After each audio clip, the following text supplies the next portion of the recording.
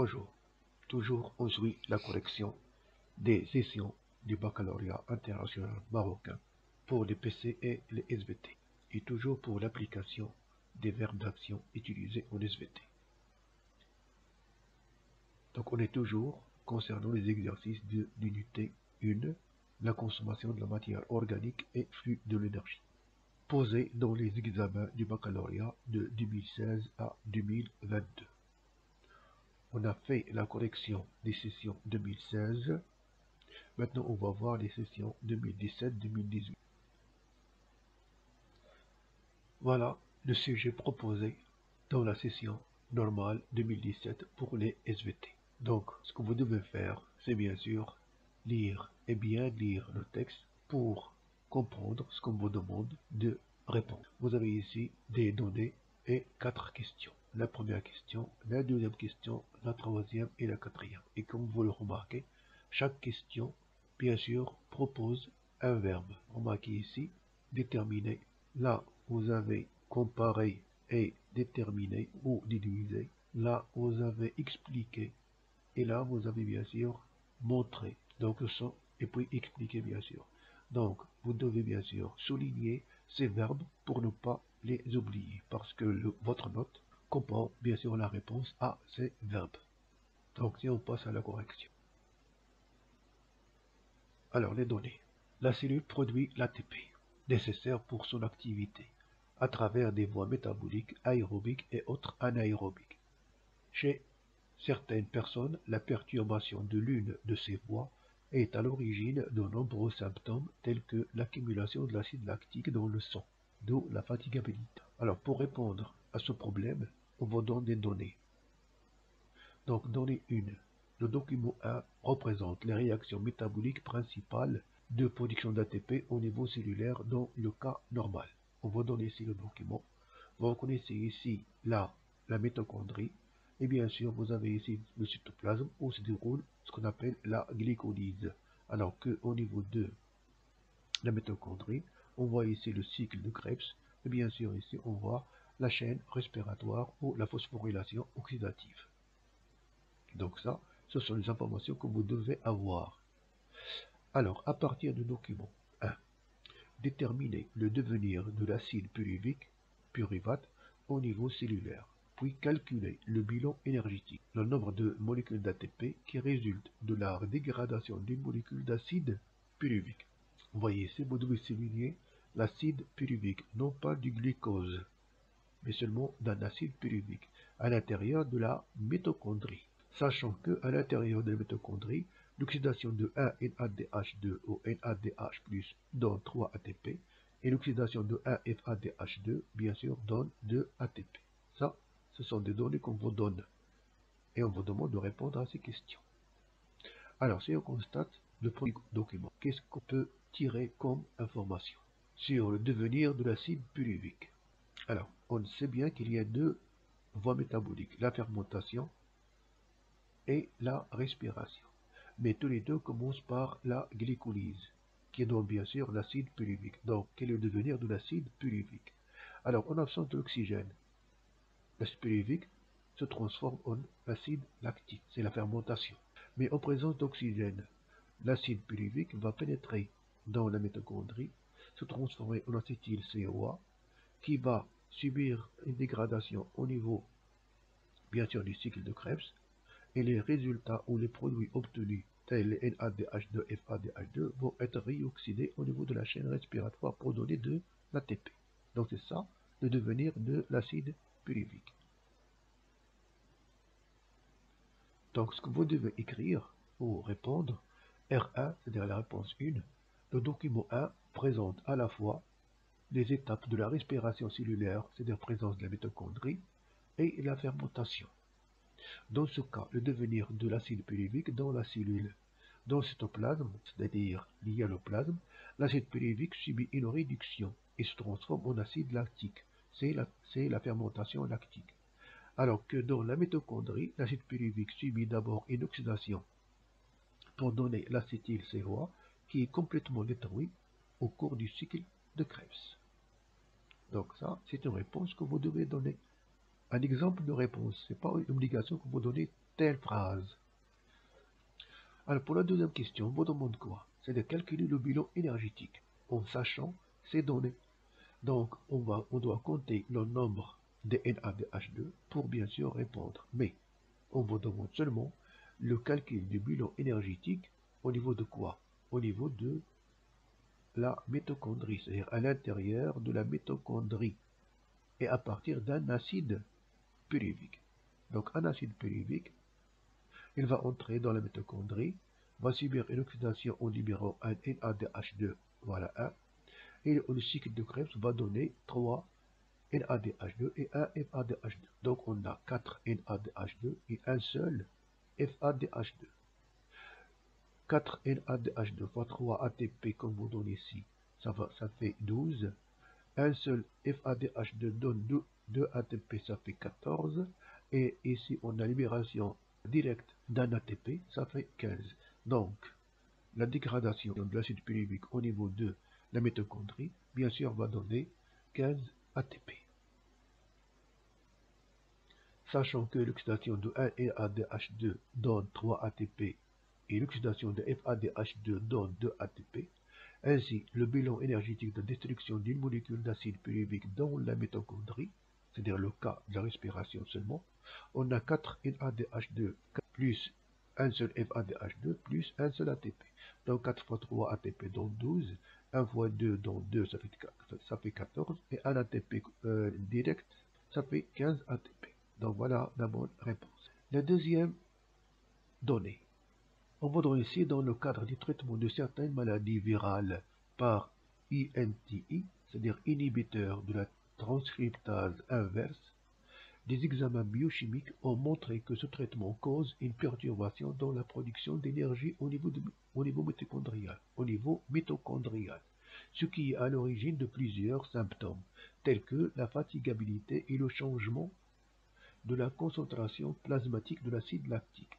Le document 2 présente les résultats de mesures de la concentration de l'acide lactique produit par les cellules et la valeur du pH sanguin et des schémas de mitochondrie chez une personne traitée par INTI et chez une autre personne non traitée par cette substance. Donc vous avez ici le tableau des résultats obtenus à partir de cette expérience. Et là, on vous demande, en vous basant sur le document 2, comparer les résultats obtenus chez la personne traitée par ENTI et chez la personne non traitée par cette substance.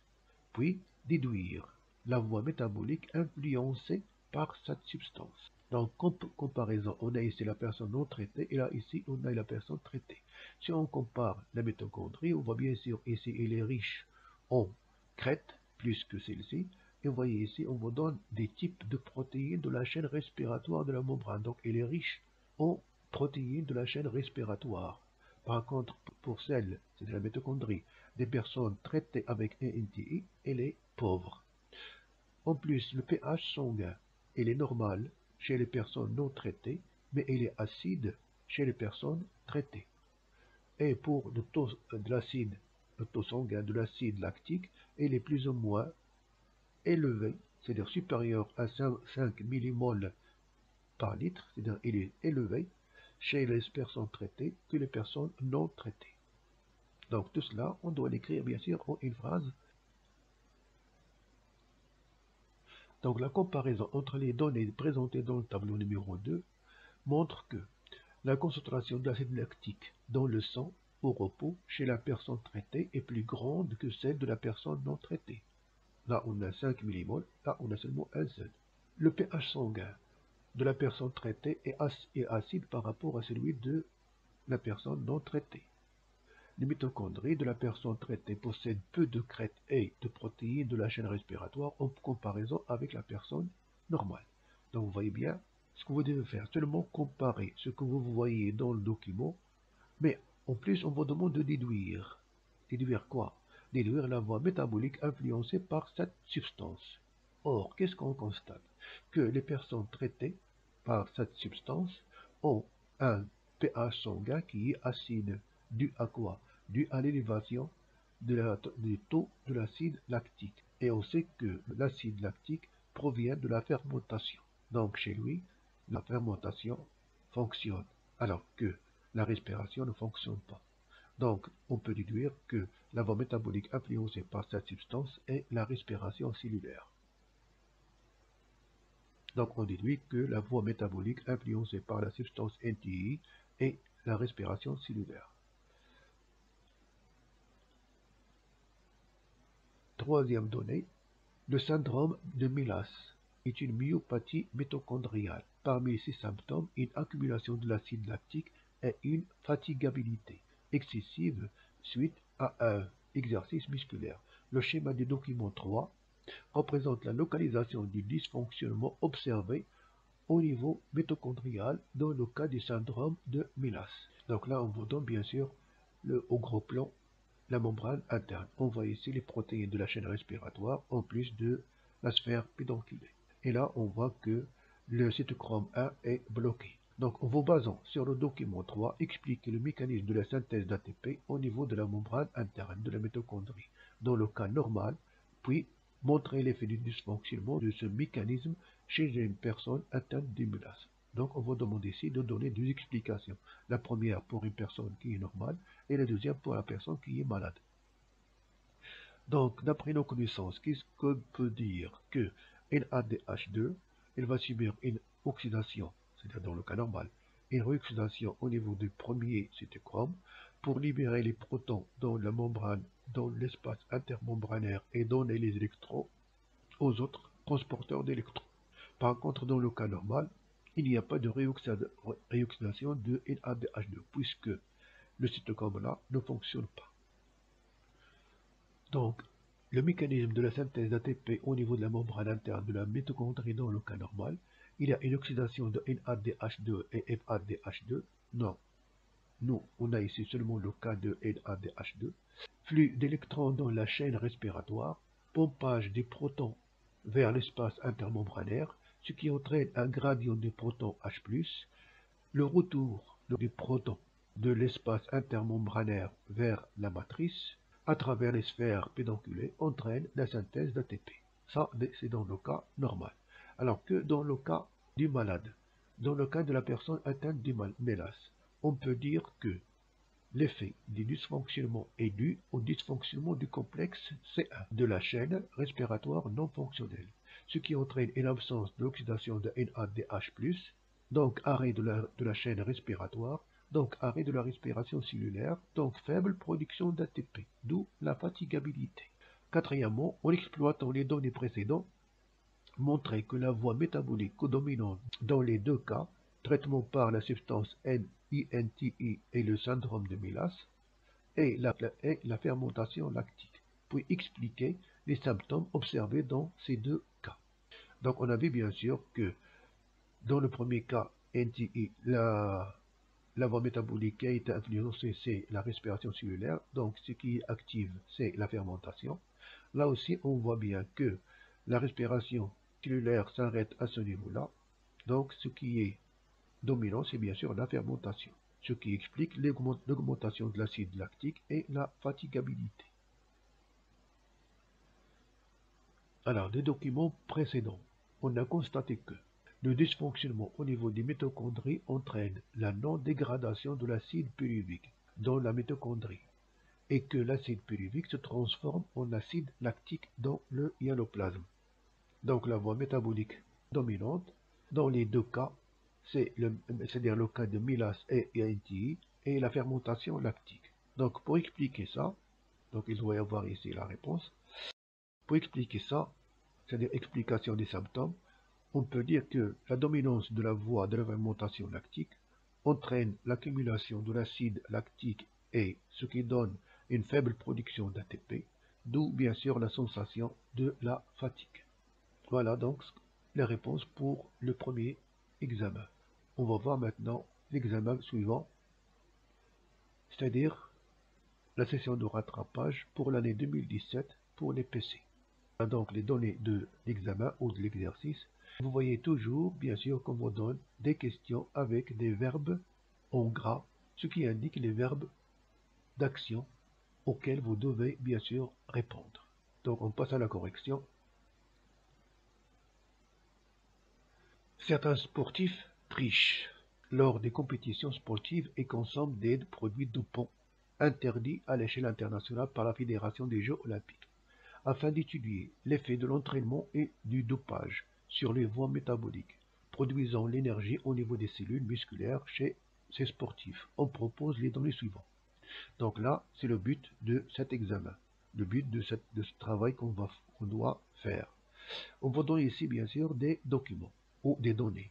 Donc, la donnée A, la mesure de la concentration de certains métaboliques au niveau du muscle strié et la détermination du pourcentage de consommation du glucose et de la phosphocréatine chez un nageur après une épreuve de 100 mètres et chez un autre après une épreuve de 1500 mètres ont permis l'obtention des résultats présentés dans le document 1 et 2.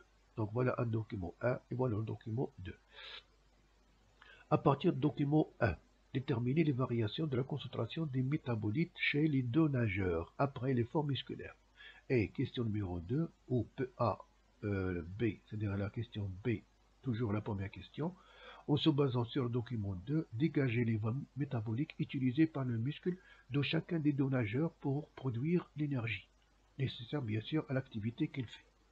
Alors d'après le document 1, qu'est-ce qu'on peut voir? On a ici l'état de repos, là pour la nage 100 mètres et là pour la nage 1500 mètres. Donc pour 100 mètres, il y a une durée de 1 minute et pour 1500 mètres, il y a une durée de 15 minutes. Là, on vous donne l'acide, la concentration de l'acide lactique, celle du glucogène, celle de phosphocréatine et bien sûr l'ATP. Alors, au repos, on a ces valeurs. Pour celui qui fait la nage 100 mètres, on voit bien que l'acide lactique augmente, le glycogène diminue, le phosphocréatine diminue et l'ATP bien sûr diminue. Ça veut dire que l'athlète qui fait la nage 100 mètres consomme bien sûr l'ATP, consomme la phosphocréatine, consomme aussi le glycogène et produit beaucoup plus de l'acide lactique. Par contre, l'athlète qui fait la nage 1500 mètres, il produit peu de l'acide lactique, consomme plus de glycogène, consomme bien sûr, consomme plus de glycogène que de phosphocréatine. Remarquez 17 et ici 16. Et on a ici bien sûr, il consomme l'ATP. Donc c'est ça, les variations, on peut les tirer d'après la comparaison. Donc pour répondre à cette question, c'est-à-dire les variations de la concentration des métabolites chez les deux nageurs, on n'a qu'à faire une comparaison de ces valeurs entre les personnes, c'est-à-dire le nageur de 100 mètres et le nageur de 1500 mètres. Donc comme réponse, en exploitant le document 1, lors de la nage libre de 100 mètres, il y a augmentation de la concentration de l'acide lactique avec faible diminution de la concentration du glucogène, accompagnée d'une diminution importante de la concentration de la phosphocréatine. Par contre, lors de la nage de 1500 mètres, il y a une légère augmentation de la concentration de l'acide lactique par rapport à l'état de repos, une diminution importante de la concentration du glycogène et une faible diminution de la concentration de la phosphocréatine. Pour le document 2, alors on vous donne ici un graphe. Là pour la personne qui nage les 100 mètres et là qui nage les 1500 mètres. Qu'est-ce qu'on constate? On a ici 1, 2, 3 catégories, c'est-à-dire le métabolisme aérobie, les voies anaérobiques de la phosphocréatine et le métabolisme anaérobique du glucose. C'est-à-dire, cette partie-là, c'est anaérobique, cette partie-là, c'est aérobie, et cette partie-là, bien sûr, aussi anaérobie. Donc, on a ici anaérobie et là, aérobie. Donc, c'est ça la respiration et tout ça, c'est bien sûr en absence de l'oxygène. Donc, qu'est-ce qu'on constate pour la personne qui nage une nage libre de 100 mètres? Que la voie qui domine, c'est la voie anaérobique. Elle peut être bien sûr lactique ou alactique ou lactique. Par contre, pour la personne qui nage les 1500 mètres, on voit bien que la voie anaérobique, elle est faible par rapport à la voie aérobique qui est bien sûr la respiration et qui donne bien sûr plus d'ATP nécessaire à l'activité de 1500 mètres. Donc, document 2, chez le nageur spécialiste de 100 mètres, nage libre, on constate une dominance de la voie de consommation de phosphocréatine, à peu près 85, oui, 85%. Donc le muscle utilise la fermentation lactique et la consommation de la phosphocréatine pour produire l'ATP, c'est-à-dire les voies rapides anaérobiques. Par contre, chez les personnes ou la personne, c'est-à-dire le nageur spécialiste de 1500 nages libres, on constate une dominance de la voie aérobique, à peu près 90%. Donc le muscle utilise la voie aérobique, c'est-à-dire la respiration cellulaire, pour produire l'ATP, c'est-à-dire il y a une régénération lente aérobique de l'ATP nécessaire à son activité. Deuxième donnée, pour comprendre l'effet de l'effort musculaire de longue durée sur le métabolisme du muscle, on propose les données présentées par les documents 3 et 4. Document 3. Donc on doit lire bien sûr le document 3, bien le comprendre pour pouvoir répondre aux questions. Donc un entraînement de longue durée, 1500 mètres nage libre pendant 21 semaines, à raison de 5 séances par semaine, permet d'observer dans les cellules musculaires une augmentation du nombre de mitochondries de 120%, de la taille des mitochondries de 14 à 40%. Des mesures de l'activité des enzymes des cycles de Krebs sont réalisées à partir d'extraits du muscle prélevé chez différents sportifs, 1500 mètres bien sûr nage libre. Avant et après l'entraînement ont permis l'obtention du graphe ci-contre. Alors si on voit ce graphe, qu'est-ce qu'on peut constater? Qu'à force de faire l'entraînement, on a une augmentation de l'activité enzymatique du cycle de Krebs. En plus, bien sûr, augmentation du nombre de mitochondries, de la taille de mitochondries, etc. Et ça, bien sûr, tout au long de l'entraînement. Mais lorsqu'on arrête l'entraînement, on constate bien sûr qu'il y a une diminution de l'activité des enzymes du cycle de Krebs, ce qui montre bien sûr l'effet de l'effort musculaire sur bien sûr l'activité de la mitochondrie. Pour le quatrième document, la mesure de la quantité de l'acide lactique en fonction de la vitesse de la natation chez un nageur qui a bénéficié d'un entraînement et chez un nageur qui n'a pas bénéficié d'entraînement a permis la réalisation du graphique ci-contre. Donc voici un graphe ou un graphique que vous avez bien sûr. Là, en trait plein, c'est pour le nageur qui a bénéficié de l'entraînement et en trait tiré, c'est pour un nageur qui n'a pas bénéficié d'entraînement. On voit ici la concentration de l'acide lactique et là bien sûr la vitesse. Donc qu'est-ce qu'on peut constater? Que chez le nageur qui a bénéficié d'entraînement, tant que la vitesse de l'activité bien sûr augmente, plus la concentration en acide lactique augmente mais de façon faible. Par contre, chez la personne qui n'a pas bénéficié d'entraînement, la faible vitesse de l'entraînement bien sûr fait augmenter de façon rapide la concentration de l'acide lactique. Alors on vous demande ici, en utilisant les données des documents 3 et 4, déterminer l'effet de l'entraînement sur le métabolisme musculaire, puis expliquer l'effet de l'effort musculaire de longue durée sur les réactions métaboliques du muscle. Donc qu'est-ce qu'on vous demande bien sûr? C'est d'abord d'écrire bien sûr les graphiques qu'on a ici et déterminer bien sûr les informations qu'on vous demande, puis d'expliquer l'effet de l'effort musculaire sur les réactions métaboliques. Alors, d'après le document 3, qu'est-ce qu'on peut dire? Que suite à un entraînement de longue durée, on constate une augmentation du nombre de mitochondries et de leur taille, et une élévation de l'activité enzymatique du cycle de Krebs et que l'arrêt de l'entraînement entraîne leur diminution. Ce qu'on a dit d'après ce document 3. Document 4, qu'est-ce qu'on constate? Chez le nageur entraîné, l'élévation de la vitesse de la natation est accompagnée par une augmentation lente de la concentration de l'acide lactique, en comparaison avec le nageur non traité. En comparaison avec le nageur non entraîné, le muscle du nageur entraîné produit moins d'acide lactique. Vous voyez ici, il y a une vitesse rapide de la fabrication ou la production de l'acide lactique. Par contre ici, il y a une production d'acide lactique, mais de façon plus faible. L'explication qu'on vous demande de donner.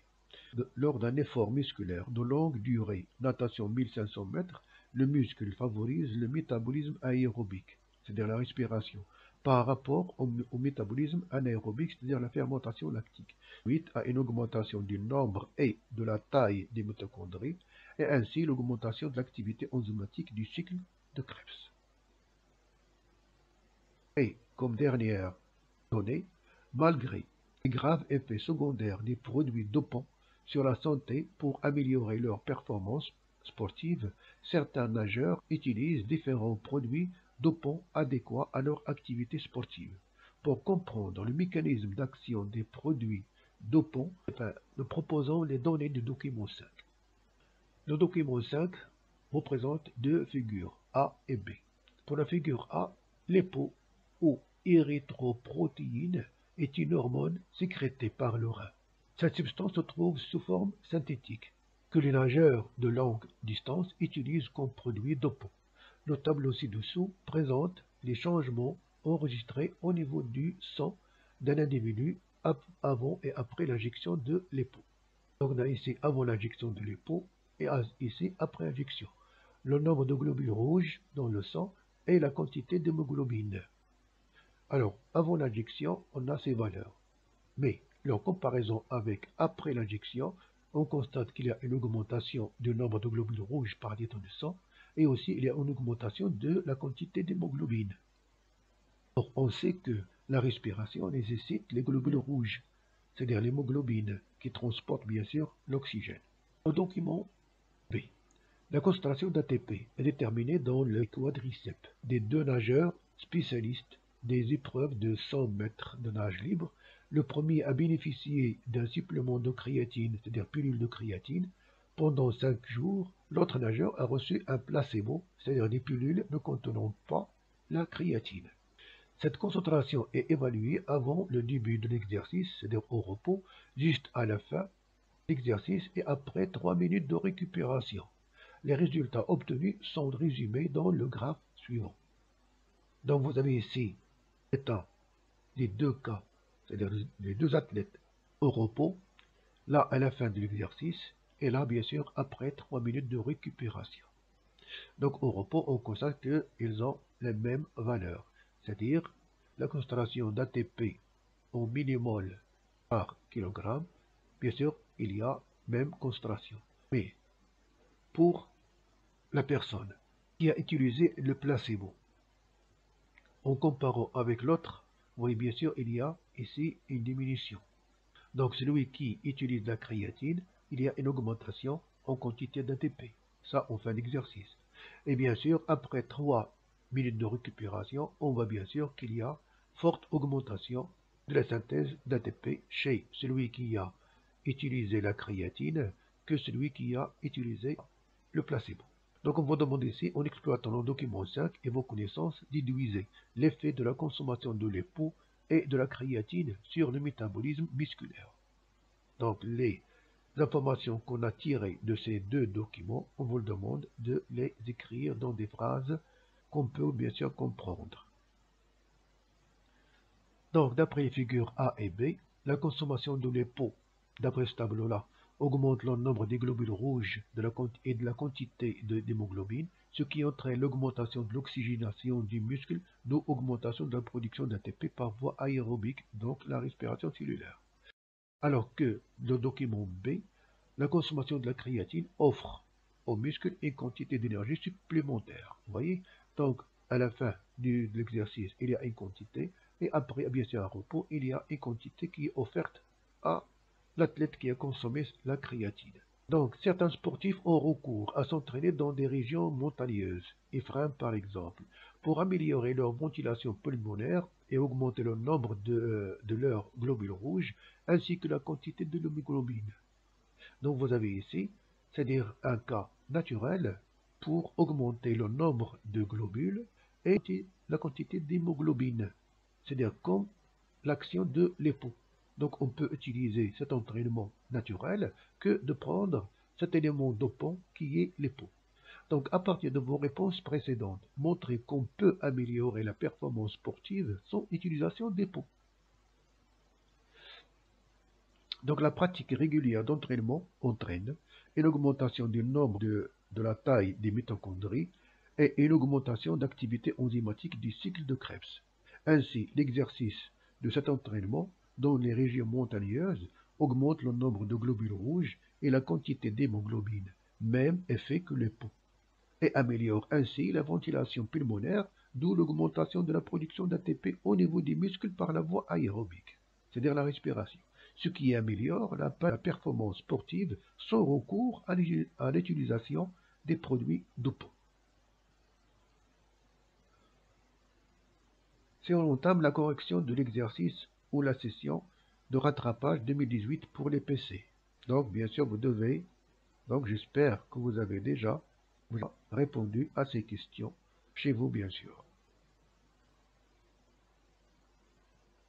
Alors, le vieillissement de la population est un phénomène universel, dû à l'amélioration des conditions de vie.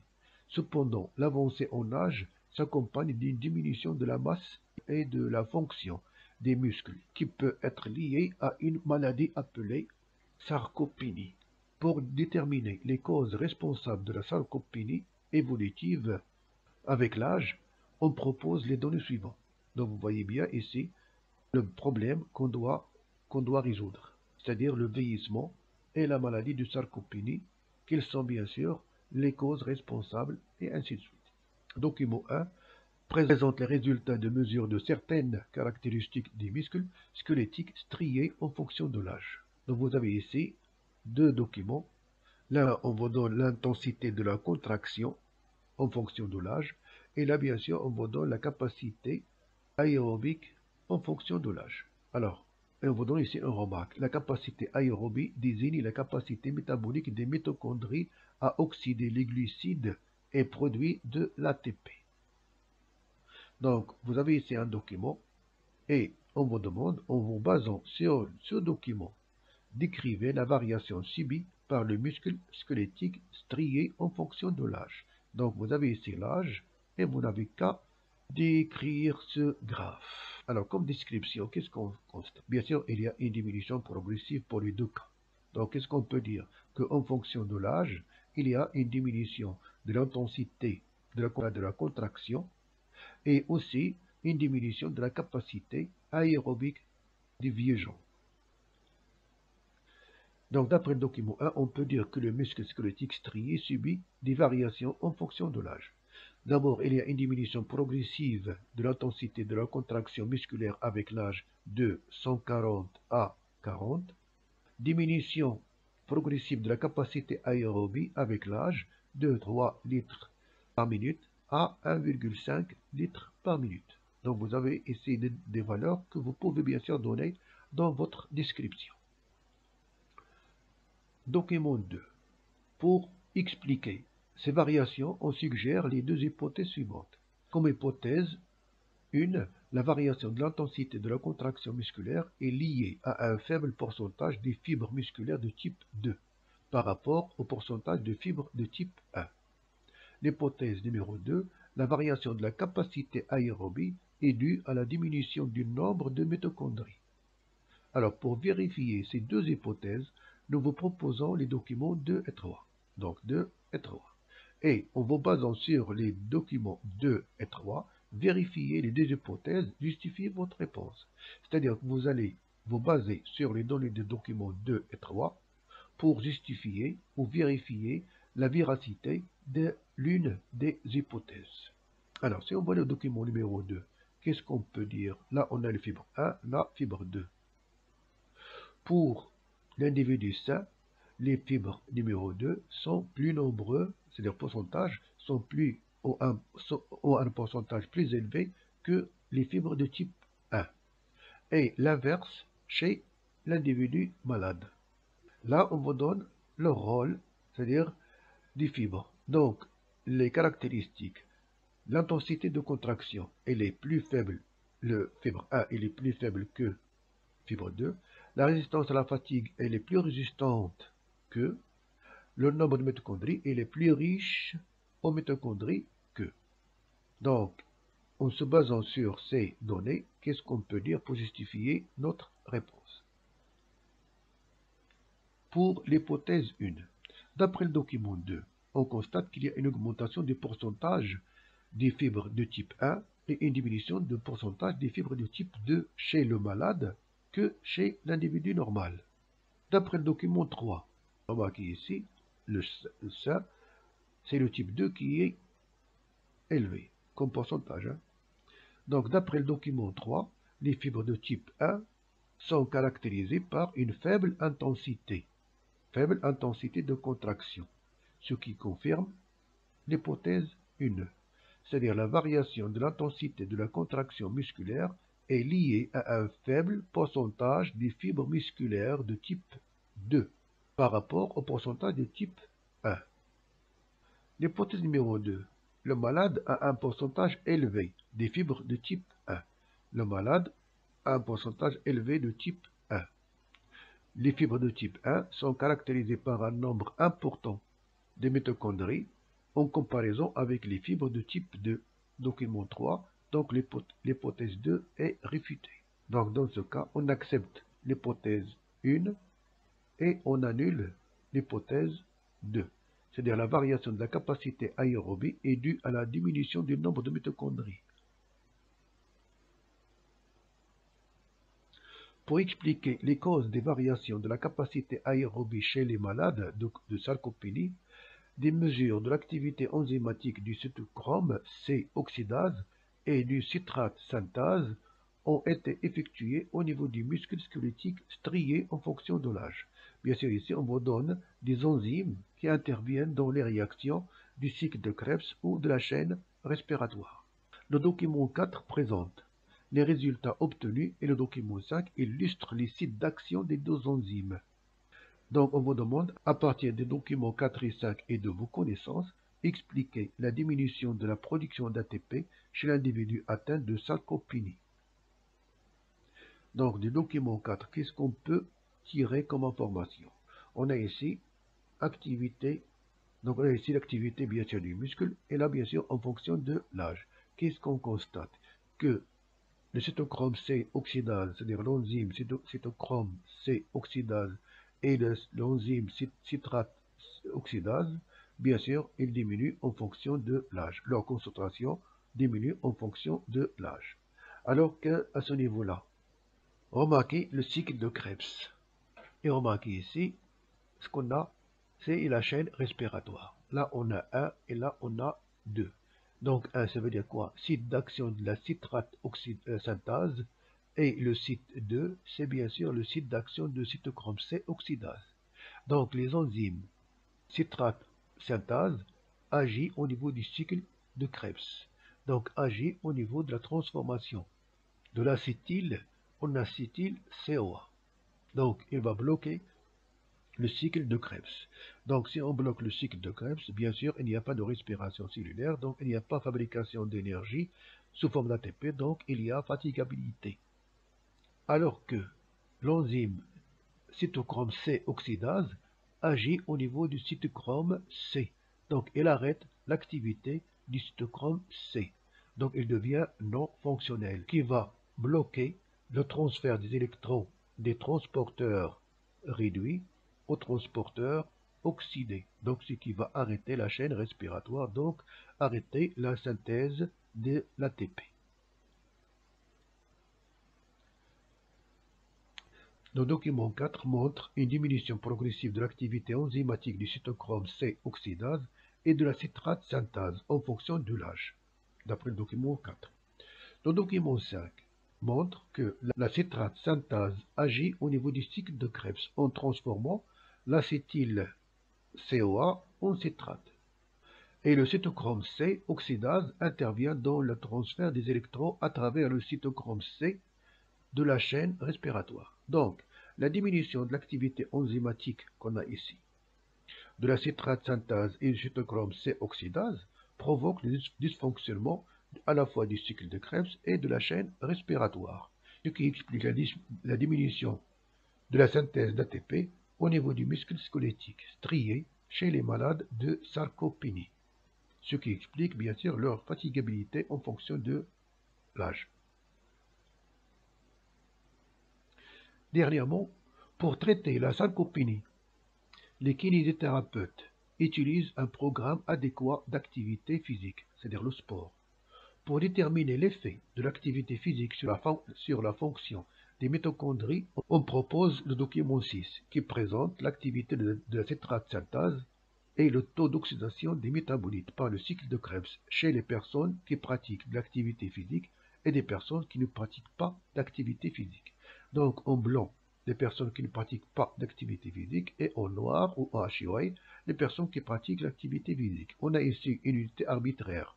Donc là, l'activité enzymatique du citrate synthase et là le taux d'oxydation du cycle de Krebs. Donc les personnes qui ne pratiquent pas d'activité physique, l'activité enzymatique du citrate synthase est minime ou faible. De même pour le taux d'oxydation par le cycle de Krebs. Ce qui veut dire que l'entraînement ou l'activité physique augmente à la fois l'activité enzymatique du citrate synthase et augmente le taux d'oxydation du cycle de Krebs. Donc ce qui excite ou qui favorise l'activité respiratoire. Donc activité respiratoire entraîne production plus d'ATP. Donc à partir de votre réponse à la question précédente, 3 et de document 6, déterminer le rôle de l'activité physique dans le traitement médical de la sarcopénie. Donc d'après le document 6, on constate que chez les personnes qui pratiquent de l'activité physique, il y a une augmentation de l'activité de la citrate synthase et le taux d'oxydation par le cycle de Krebs par rapport aux personnes qui ne pratiquent pas d'activité physique. Donc la pratique des activités physiques chez les malades de sarcopénie active le fonctionnement de la chaîne respiratoire et du cycle de Krebs, ce qui permet aux cellules musculaires d'augmenter leur production d'ATP. Donc on passe au dernier examen proposé à la session de rattrapage 2018 pour les SVT. Bien sûr, j'espère que vous avez répondu à cet examen. Alors si on passe à la correction.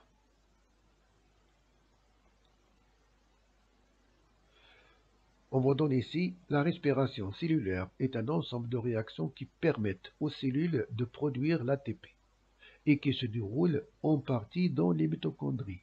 Ces réactions peuvent être perturbées suite à l'exposition à certaines substances chimiques comme l'antimycine A.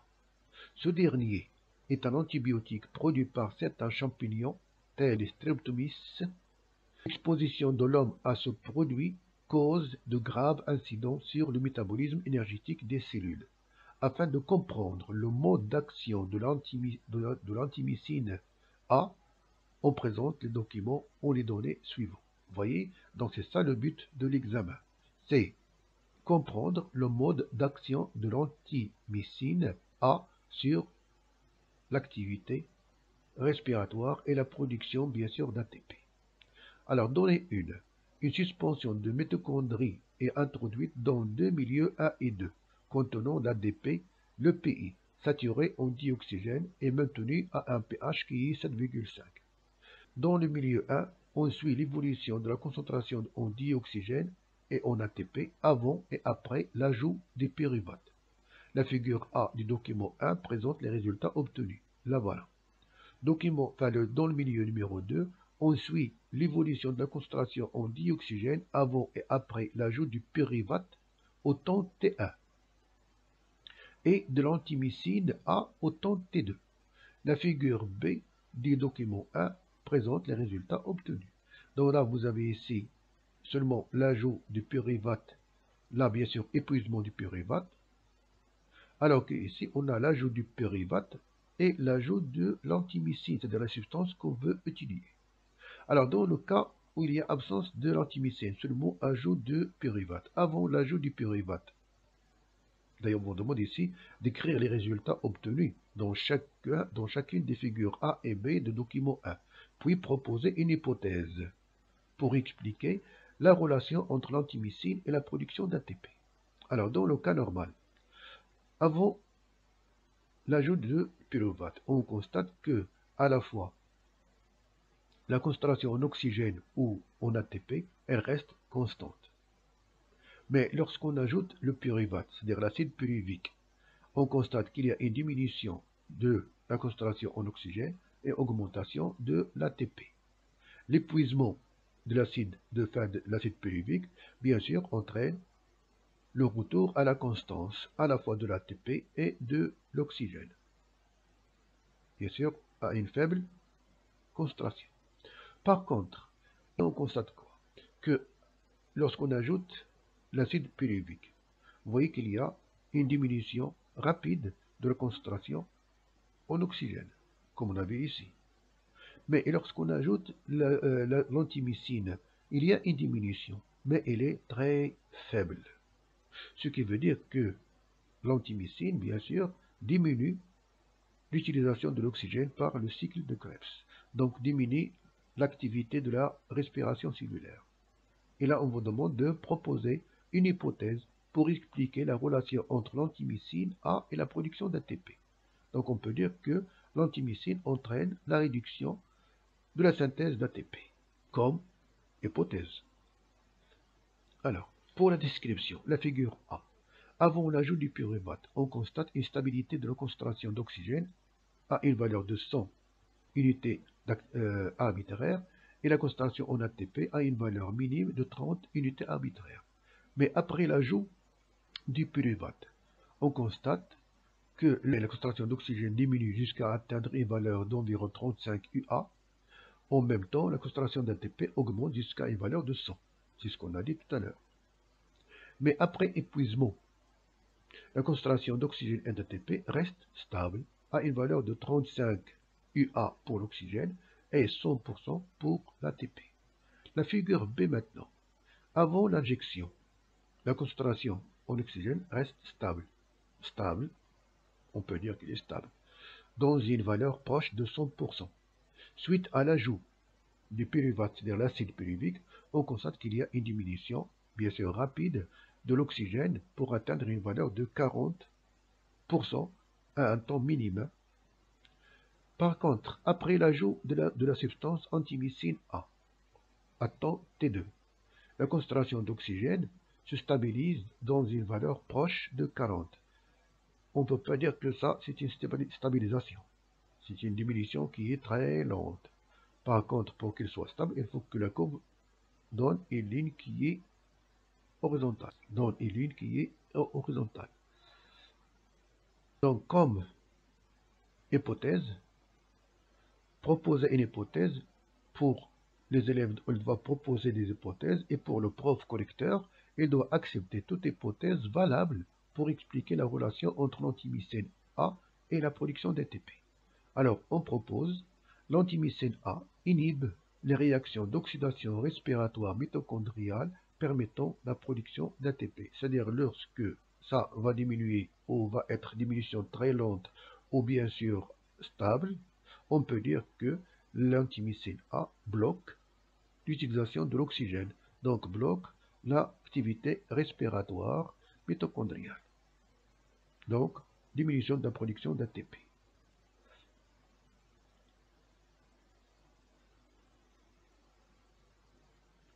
Donnée numéro 2. La membrane interne de la mitochondrie contient des complexes protéiques formant la chaîne respiratoire.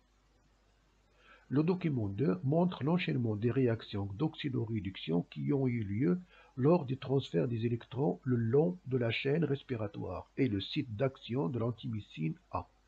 Le document 3 présente le mécanisme de production de l'ATP au niveau de la membrane interne mitochondriale. Donc là, vous avez bien sûr le transfert des électrons par les couples redox. Et là, bien sûr, vous avez la membrane interne de la mitochondrie présentant la chaîne respiratoire. Là, on vous donne aussi, à ce niveau-là, l'action de l'antimycine A. Elle agit au niveau du complexe 3, c'est-à-dire C3. On vous demande, en exploitant le document 2, montrer la relation entre le sens de transfert des électrons et le potentiel redox des différents complexes de la chaîne respiratoire. Puis B, expliquer l'effet de l'ajout de l'antimycine A sur la concentration en dioxygène présentée dans la figure B de document 1. Et enfin, en vous aidant des documents 2 et 3, expliquer l'effet de l'antimycine A sur la production d'ATP par les cellules. Donc, qu'est-ce qu'on peut dire ici?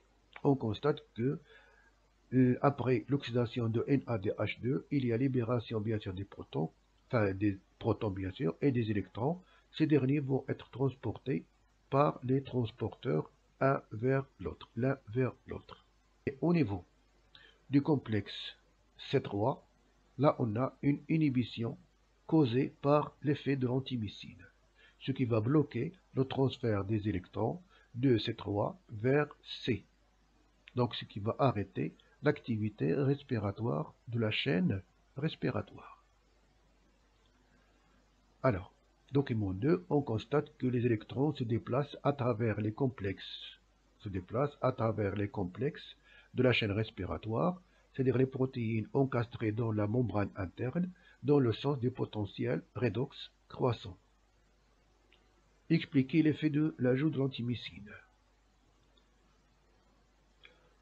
L'antimycine A inhibe le complexe 3, comme donné ici, complexe 3 inhibé de la chaîne respiratoire et empêche ainsi le transfert des électrons vers les récepteurs de l'oxygène, c'est les récepteurs finaux de l'oxygène qui n'est plus réduit en H2O. Donc pas de consommation d'oxygène, donc arrêt de la respiration cellulaire. On vous aide dans des documents 2 et 3 expliquer l'effet de l'antimycine A sur la production d'ATP. Donc, en présence d'antimycine A, ça entraîne l'inhibition du flux des électrons au niveau de la chaîne respiratoire, donc un arrêt du pompage du proton H+ de la matrice vers l'espace intermembranaire, ce qui entraîne donc la non-formation du gradient de protons, donc absence de protons au niveau de l'espace intermembranaire, il n'y a pas donc de retour de protons vers la matrice, d'où bien sûr pas de synthèse d'ATP.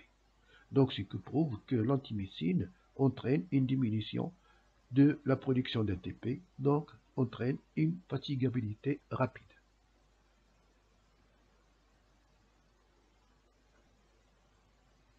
Alors je vous laisse ici des exercices, des sessions 2019 normales pour les SVT, aussi pour les PC, et rattrapage 2019 pour les PC. Donc je vous laisse ici ces 3 examens proposés lors des sessions de 2019. Essayez de les résoudre pour tester votre préparation aux examens. Donc vous n'avez qu'à bien sûr lire les données, comprendre les documents et essayer de répondre en donnant des phrases qui sont plus simples. Voilà pour la session normale 2019 PC. Bien sûr, vous pouvez arrêter la vidéo pour bien sûr les lire et répondre. Et là pour la session 2019, rattrapage pour les PC.